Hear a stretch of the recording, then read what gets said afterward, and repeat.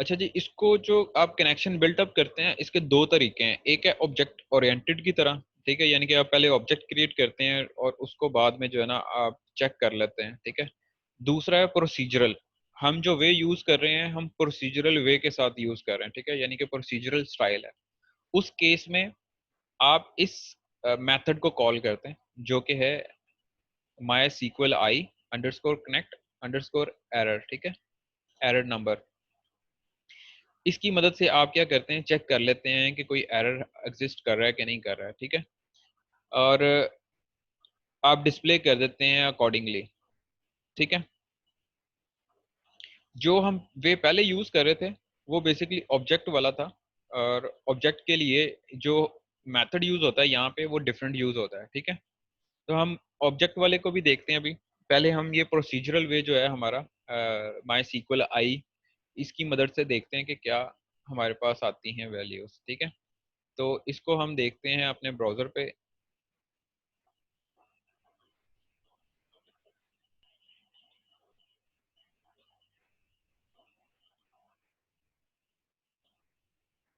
ठीक है जी, एरर्स आ रहे हैं। एरर कह रहा है कि पीएचपी नेटवर्क गेट एड्रेसेस।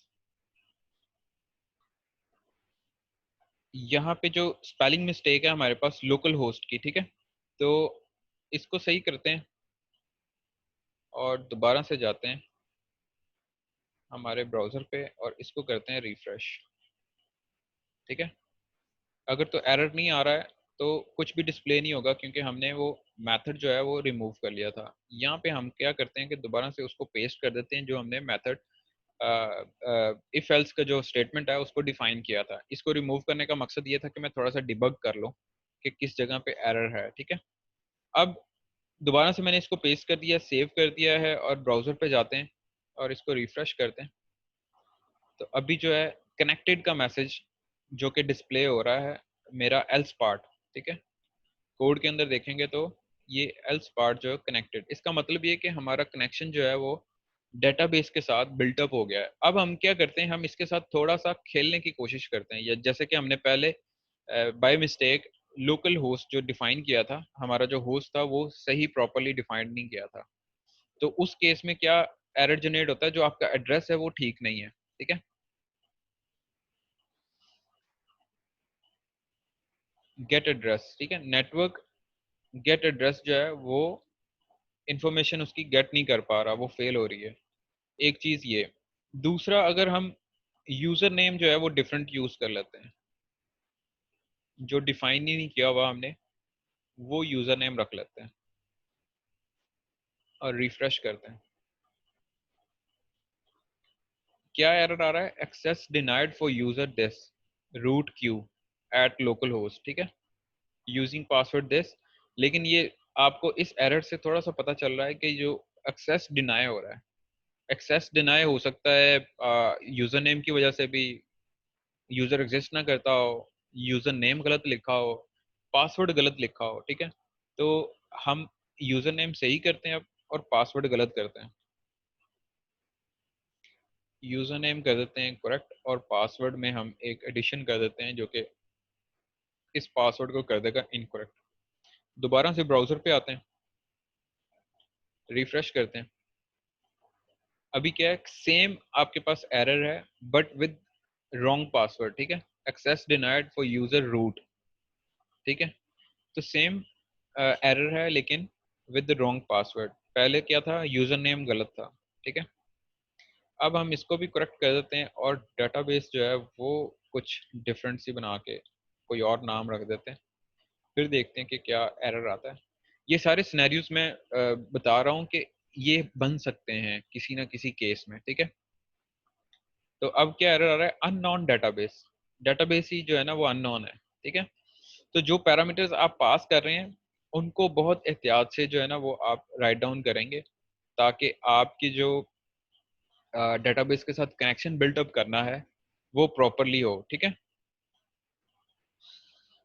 अच्छा जी, अब देखते हैं ये कौन सा वे था। ये स्टाइल था हमारा प्रोसीजरल स्टाइल, ठीक है। एक प्रोसीजर के थ्रू हम जो है वो डेटाबेस के साथ कनेक्शन बिल्डअप करते हैं। अब देखते हैं ऑब्जेक्ट स्टाइल। ठीक है, ऑब्जेक्ट स्टाइल के अंदर हम क्या करते हैं, हम इसको डिफाइन करते हैं। ठीक है, और ये जो होता है ये एज इट इज ही रहती है लाइन। यहाँ पे जो मेथड है वो डिफरेंट हो जाता है।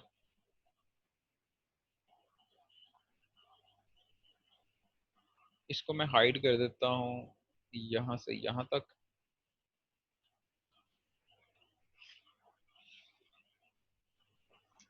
ठीक है जी, वेरिएबल हम वही यूज करेंगे जो ऊपर डिफाइन हमने किए थे। और यहाँ पे जो मेथड है वो मैं आपको बताता हूँ, वो हम यूज कर लेते हैं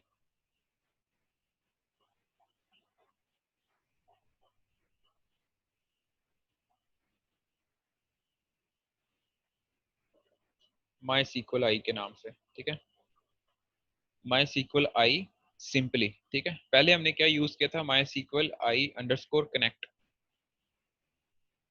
और इसको जो है हम करते हैं refresh on browser. I hope I save the file, yes I do. इसको करते हैं रिफ्रेश, रिफ्रेश, और हमारे पास आ रहा है uncaught error, call to undefined function this. Sorry, इसके साथ न्यू भी आता है।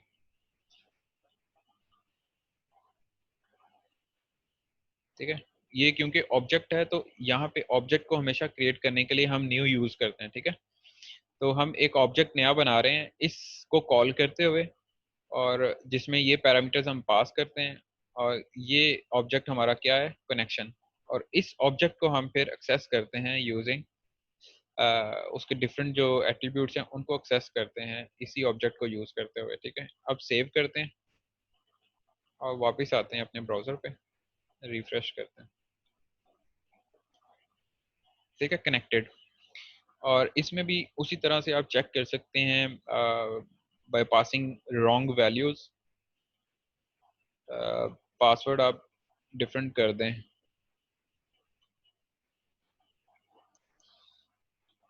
तो इन दो तरीकों से आप क्या कर सकते हैं, आप अपने डेटाबेसेस के साथ कनेक्शन बिल्टअप कर सकते हैं। ठीक है, कनेक्शन अनसक्सेसफुल, और साथ में आपको एरर भी डिस्प्ले कर रहा है, access denied for user root.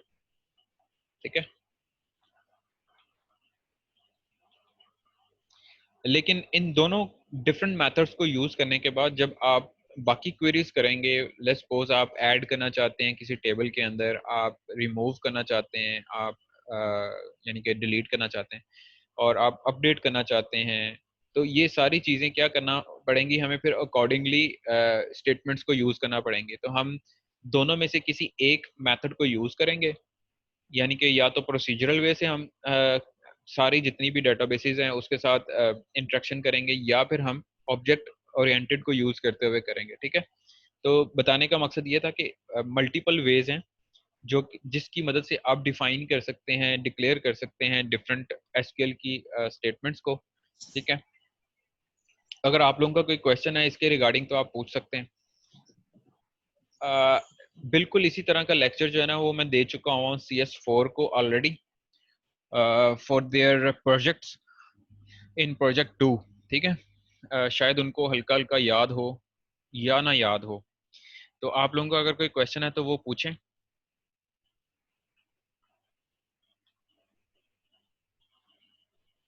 आज का हमारा लेक्चर यहीं पर ख़त्म होता है। हमारा जो बाकी चीज़ें रह जाती हैं हम उसको कंप्लीट कर लें, हमारी अटेंडेंस रहती है, और उसके बाद कुछ क्वेश्चंस हैं जो मैं आपसे पूछता हूँ। जी अंबर। सर हाँ, मैंने आपसे पहले भी ये बात पूछी थी कि हमारे पास जो HTML की बनी हुई फाइल है, फ्रंट एंड जैसे हम लोगों ने HTML में डिज़ाइन करके रखा है, हमने उसे PHP में कैसे कन्वर्ट करना है। आज आपने हमें बताया तो है कि आप जो है वो फाइल्स जो है इसको फाइल्स अटैच कर लेते हैं, तो पर सर उसमें थोड़ी सी मुझे ये समझ नहीं लगी, जब फाइल अटैच कर लेंगे तो फिर उसको मतलब कैसे कन्वर्ट करेंगे? बेटा आपका क्वेश्चन दोबारा पूछें आप।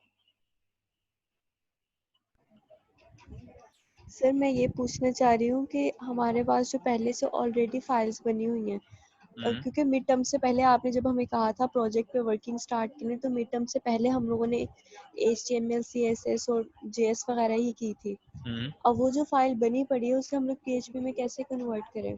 कैसे कन्वर्ट करेंगे? अच्छा, पीएचपी में कन्वर्ट करना क्यों चाहते हैं, पहले ये बताएं मुझे।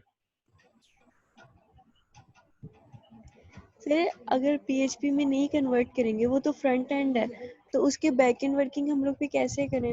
ये थोड़ा समझ नहीं लग रही। ये समझ नहीं आ रही है आपको? ये देखें, पहले आपको ये समझने की ज़रूरत है कि अगर हमने एक HTML को डिफाइन किया है, उसमें पीएचपी की कहाँ ज़रूरत पड़ेगी। ठीक है, पीएचपी हम यूज़ करते हैं बेसिकली ताकि हम अपनी वेब को थोड़ा डायनामिक कर सकें। ठीक है, क्योंकि सर्वर साइड एग्जीक्यूशन होती है सारी, और सर्वर के ऊपर अगर हम सर्वर की बात करते हैं तो सर्वर के ऊपर क्या पड़ा होता है, डेटाबेसेस पड़ी होती हैं, आपकी फाइल्स पड़ी होती हैं। ठीक है, अगर हम ये चाहते हैं कि हम सर्वर की फाइल्स को यूज करें अपनी HTML फाइल के अंदर, तो आपको इनकॉर्पोरेट करनी पड़ती है पीएचपी। ठीक है, तो मैंने आपका जो क्वेश्चन है उसको समझ लिया है, लेकिन ये है कि आपको पहले ये डिफाइन करना पड़ेगा कि आपको पीएचपी की क्या जरूरत है। हम कैसे यूज करेंगे इसको मैं एलेबोरेट कर दूंगा अपने नेक्स्ट लेक्चर के अंदर, कि अगर एक HTML की फाइल पहले से बनी पड़ी है और आप किस तरह से जो है पीएचपी की फाइल को उसके साथ इंक्लूड कर सकते हैं। ठीक है, वो मैं आपको थोड़ा सा एलेबोरेट कर दूंगा, लेकिन आपको अपने एंड पे ये डिफाइन करना पड़ेगा कि आपको पीएचपी उसके साथ यूज क्यों करनी है। ठीक है, क्योंकि हमने डिफरेंट टूल्स सीखे हैं, जैसे कि हम डेटाबेसेस के साथ कनेक्शन करना सीख रहे हैं, तो डेटाबेसेस के साथ कनेक्शन हम पीएचपी की मदद से कर रहे हैं। अगर तो आपकी HTML की फाइल के अंदर आपको ज़रूरत है डेटाबेसेस के साथ कनेक्शन करने की, तो फिर आपको PHP की फाइल उसके साथ बनानी पड़ेगी, यानी कि उसी फाइल को PHP में कन्वर्ट करना पड़ेगा, और फिर PHP की फाइल बनाने के बाद आप कनेक्शन बिल्डअप करेंगे। एक चीज़, दूसरा, जैसे कि मेन्यूज हैं, मेन मेन्यू होता है वेबसाइट्स का, ये भी डिफाइन होते हैं इन डेटाबेसेस, डायनामिक वेबसाइट्स के अंदर। ठीक है, तो जब वो डायनामिकली डिफाइन होते हैं आपकी डेटाबेसेस के अंदर, तो आपको उस मेन्यू को गेट करने के लिए भी पीएचपी कनेक्शन की जरूरत पड़ती है, जो कि डेटाबेस के साथ कनेक्शन बिल्ड करता है। ठीक है, तो होपफुली मैंने कोशिश की है आपको आंसर करने की। आई डोंट नो अगर आप गेट कर पाई हैं। नहीं सर, मुझे आपकी समझ तो लग गई है कि आप कह रहे हैं कि ठीक है, जो आपका वर्क हो गया, उसके अलावा जो आप सर्वर साइड वर्किंग करना चाहते हैं, जिस तरह के मतलब डेटाबेसेस वगैरह क्रिएट करनी है, आप उसके लिए PHP यूज करें। बाकी ये कि आप किस तरह से करेंगी उसके बारे में मैं आपको एलेबोरेट कर दूंगा इंशाल्लाह नेक्स्ट लेक्चर में। कोई 10 मिनट का ये छोटा सा टास्क रख लेते हैं कि आप एक ऑलरेडी HTML फाइल ठीक को है। किस तरह से कन्वर्ट कर सकती हैं PHP के अंदर। ठीक है, ओके। लेकिन उससे पहले आपको ये डिफाइन जरूर करना पड़ेगा कहीं ना कहीं अपनी आइडियाज के अंदर, अपनी आइडियोलॉजी के अंदर, कि भाई आपको PHP फाइल की जरूरत क्या है, या HTML आप बना चुके हैं, आप PHP कहाँ पे बनाना चाहते, क्यों चाहते हैं कि आप HTML के अंदर PHP यूज करें। तो it depends on your idea कि आप चाहते हैं कि यार मेन्यू मैंने डिफाइन किया डेटाबेस के अंदर, वो मैं बुलाना चाहता हूँ, वो कॉल करना चाहता हूँ, उसको गेट करना चाहता हूँ, या आपकी डिफरेंट एंट्रीज हैं ऑन डेटाबेस वो आप यूज करना चाहते हैं। देखिए, मैंने आपको बताया कि PHP के अंदर डिफरेंट फंक्शंस अवेलेबल हैं, जिनको आप कॉल करके क्या कर सकते हैं, डिफरेंट जो है वो, जैसे कि डेट है, उसको आप डायनामिक कर सकते हैं। आप प्री डिफाइंड HTML में कोड कर देते हैं, एक साल बाद जाके दोबारा से आपको जो है ना दोबारा से उसको चेंज करना पड़ता है डेट को। ठीक है, कि जी कॉपीराइट C 2020 नेक्स्ट ईयर 2021 लिखना पड़ेगा। तो इस तरह हर साल आपको चेंज करना पड़ता है, उसको आप डायनामिक कर सकते हैं। ठीक है,